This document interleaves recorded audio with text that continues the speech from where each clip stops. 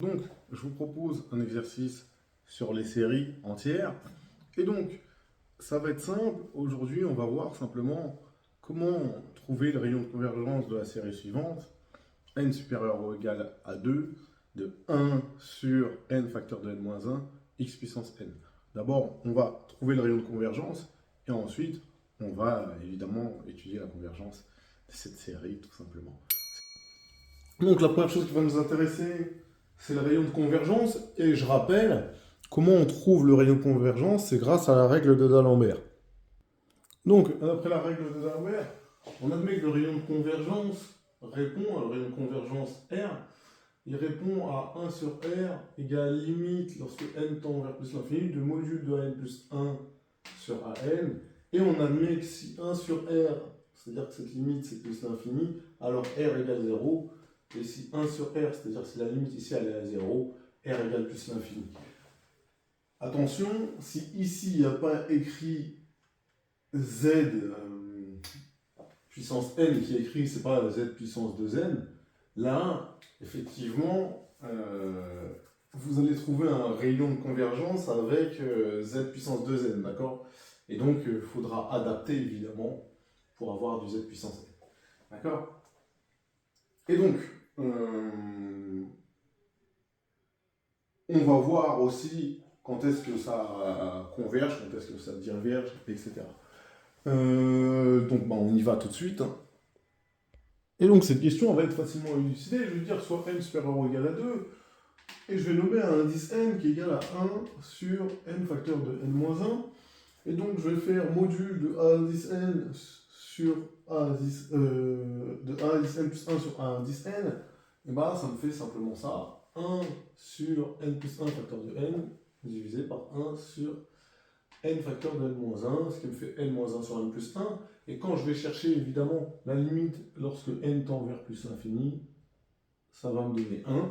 Et donc le rayon de convergence, il est de 1. Et donc je sais que moi, cette série, elle converge absolument si module de z est inférieur au rayon de convergence, c'est-à-dire si module de z est inférieur à 1. Maintenant, on va voir, on va calculer, hein, évidemment, ce que vaut la série et voir si elle converge et vers quoi elle converge. Et donc, quand je vais écrire sigma pour n allant de 2 à plus l'infini de 1 sur n facteur de n-1 fois z exposant n, bah ça, il y a cette expression que je vais transformer et que je vais décomposer en éléments simples, et donc je vais vous rappeler comment on fait. Donc, je rappelle que ça, évidemment, ça admet une décomposition en éléments simples de la forme a sur n plus b sur n-1. Comment on trouve a et b? Bah, je vais vous montrer. Et donc, a, je vais multiplier ce terme-là par n, d'accord?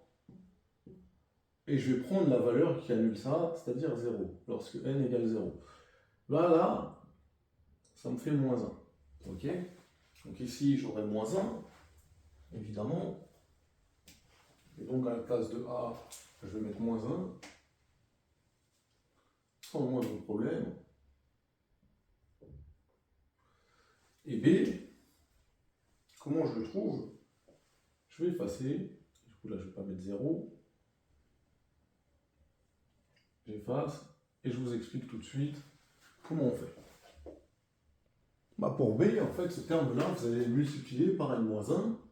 Et du coup, ici, ça se barre. Et quelle valeur annule n-1? C'est 1. Donc vous allez prendre à n égale 1. Lorsque n égale 1 ici, ça me fait 1 sur 1. Et donc, ça vaut 1. Donc mon b, lui, il vaut 1. Et j'ai pas de problème. Et j'ai fait ma décomposition en éléments simples. Parce que ici, j'ai 1. Maintenant, vous pouvez faire autrement, mais voilà, j'ai ma décomposition. Et donc, je peux l'écrire de cette façon. Et là, par linéarité de la somme, bah, je vais pouvoir dire que c'est égal à la somme suivante. Donc ça va me faire moins la somme pour n égale 2 à plus l'infini de 1 sur n z puissance n, plus la somme pour 2 allant de n allant de 2 à plus l'infini de 1 sur n moins 1, z puissance n. Ok, une fois que j'ai fait ça, c'est plutôt pas mal. Pourquoi? Et donc, je fais un petit rappel. Dans l'énoncé, il y a écrit x, hein, j'ai mis z. Pardonnez-moi, il faut mettre x, mais peu importe, c'est une variable, j'aurais pu l'appeler y, etc. J'ai juste écrit z à la place de x. Ouais. Donc pour tout z réel de moins 1, 1, bah vous savez que ln de 1 moins z, c'est égal à moins la somme pour n allant de 1 à plus l'infini de 1 sur n z puissance n. Donc là, j'ai presque ça, d'accord? Ça, vous comprenez bien, il me manque juste le terme en n égale 1. Bon. Voilà, ça va être facile de faire les choses. Et là, ça ressemble, mais je vais faire une manipulation. Du coup, maintenant, une fois qu'on a retenu ça, c'est plutôt pas mal. D'accord? Et du coup, ici, je vais le garder pareil, parce que effectivement, j'aurai le ln de 1 moins z à voilà, quelque chose près. Et ici, je l'aurai, j'ai plus qu'à faire un changement d'indice. D'accord?